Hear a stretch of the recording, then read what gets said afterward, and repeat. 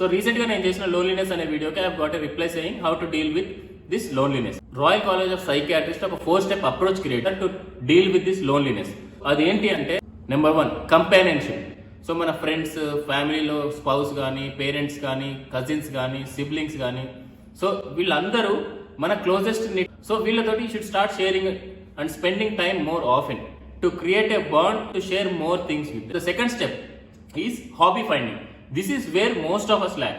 So ఏదైనా ఒక hobby, అది let it be a sport, let it be a musical instrument, or let it be gym, let it be a walking group in the park. ఇట్లా మనం ఏదో ఒక hobby find out చేసుకొని you have to go there and find people who have identical hobby finding behaviour.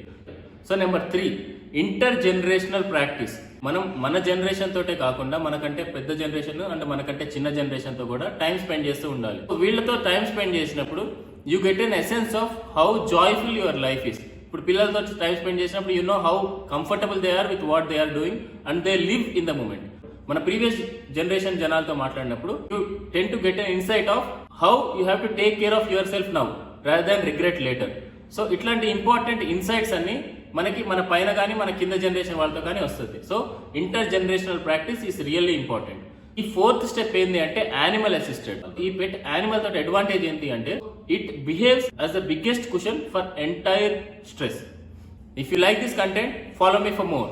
Thank you very much.